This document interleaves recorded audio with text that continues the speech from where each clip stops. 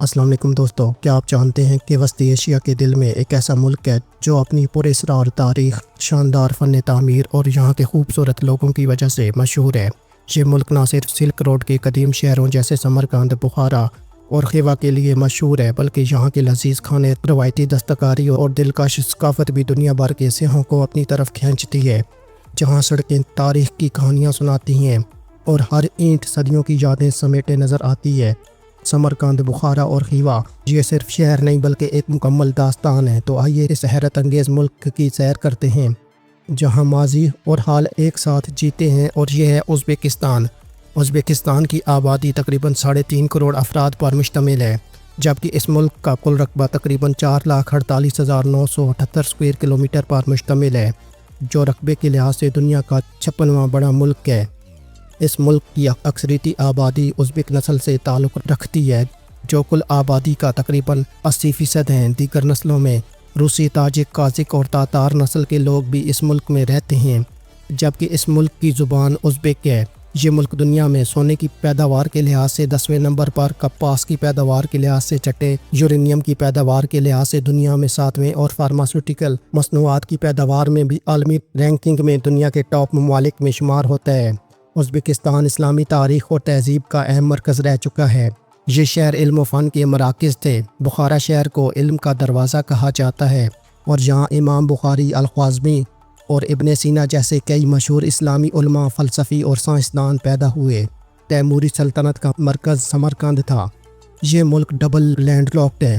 ملک میں قدرتی گیس کے وسیع ذخائر موجود ہیں۔ ازبکستان دنیا کا 7واں بڑا ملک ہے۔ اس ملک کی زراعت میں کپاس، گندم اور پھل یہاں پر پائے جاتے ہیں۔ ازبکستان کی اکثریتی آبادی مسلمان ہے، جو سنی مسلم عقیدے سے تعلق رکھتی ہے۔ ملک میں دیگر مذاہب جیسے مسیح، یہودی اور بدھ مت کے ماننے والے بھی آباد ہیں۔ ازبکستان میں شرح تعلیم تقریباً 99% پائی جاتی ہے۔ یہاں پر اوسط انسانی عمر تقریباً 73 سال ہے۔ بحر ارال کبھی وسطی ایشیا کا ایک بڑا سمندر تھا، جو آج تقریباً خشک ہو چکا ہے۔ ازبکستان اور قازقستان کی سرحد پر واقع یہ سمندر ماحولیاتی تبدیلی کی ایک بڑی مثال بن چکا ہے۔ سوویت یونین کے زمانے میں ازبکستان کے 2 بڑے دریاؤں آمو اور سر دریا کا رخ موڑنے کی کوشش کی گئی تاکہ کپاس کی کاشت کو فروغ دیا جا سکے، مگر اس تجربے کی وجہ سے بحر ارال خشک ہو گیا، جو دنیا کی سب سے بڑی ماحولیاتی تباہیوں میں سے ایک ہے۔ اگرچہ ازبکستان کی سرکاری زبان ازبک ہے، مگر روسی زبان بھی بڑے پیمانے پر بولی اور سمجھی جاتی ہے، خاص طور پر کاروباری اور سرکاری معاملات میں۔ اس ملک کی روایتی نان دنیا بھر میں مشہور ہے۔ یہ روٹی عام طور پر تندور میں پکائی جاتی ہے اور اس پر خوبصورت ڈیزائن بنائے جاتے ہیں۔ خاص بات یہ ہے کہ ہر شہر کی نان کا اپنا منفرد ذائقہ ہوتا ہے، جیسے سمرقند نان بہت مشہور ہے۔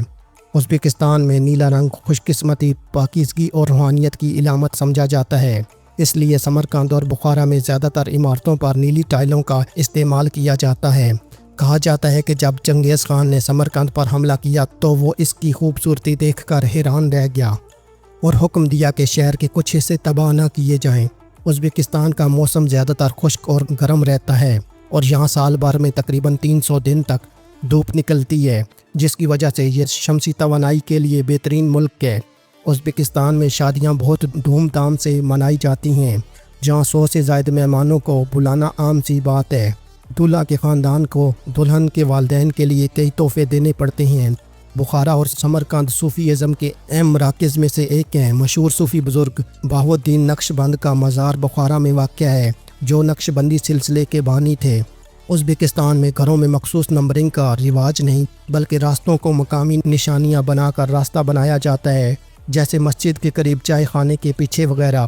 بخارا کا پرانا بازار تقریباً 2000 سال پرانا ہے، اور یہاں آج بھی روایتی قالین، دستکاری اور نوادرات فروخت کیے جاتے ہیں۔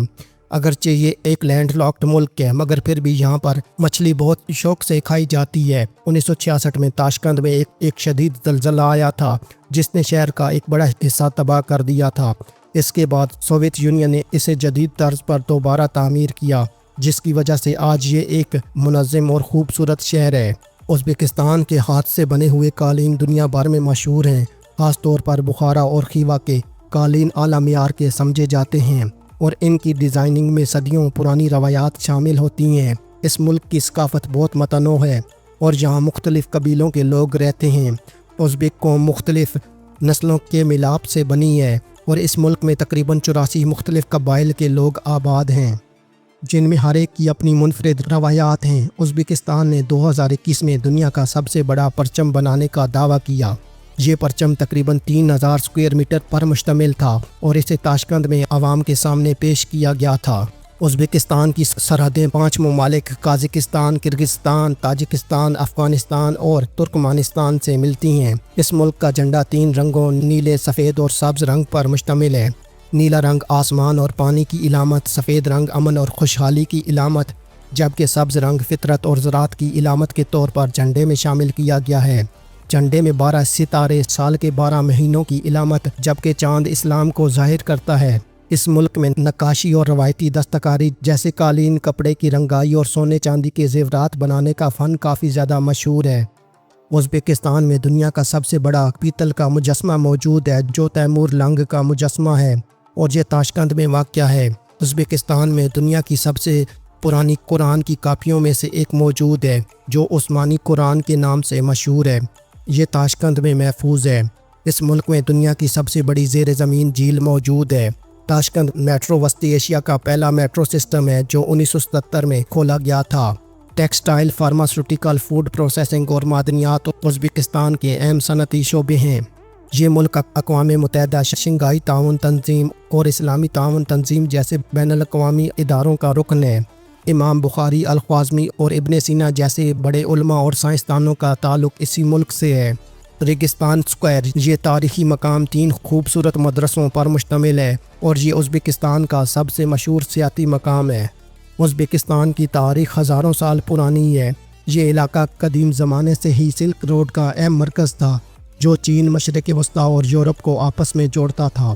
اسکندر اعظم نے بھی اس علاقے پر حملہ کیا تھا اور اسے فتح کیا تھا۔ تیموری سلطنت کے دور میں ازبکستان اپنے عروج پر تھا۔ تیمور نے سمرقند کو اپنا دارالحکومت بنایا اور یہ شہر علم، فن اور ثقافت کا مرکز بن گیا۔ تاشقند ازبکستان کا دارالحکومت اور سب سے بڑا شہر ہے۔ سمرقند شہر اپنے تاریخی مقامات جیسے ریگستان اسکوائر اور بی بی خانم مسجد کے لیے مشہور ہے۔ سمرقند دنیا کے قدیم ترین مسلسل آباد شہروں میں سے ایک ہے۔ اس کی تاریخ 2500 سال سے بھی اور یہ یونیسکو کے عالمی ثقافتی ورثے میں شامل ہے۔ بخارا کو شہر علم کہا جاتا ہے۔ یہ شہر اپنی قدیم مساجد، مدرسوں اور تاریخی عمارتوں کے لیے مشہور ہے۔ خیوا ایک قدیم شہر ہے جو اپنی محفوظ تاریخی عمارتوں اور دیواروں کے لیے مشہور ہے۔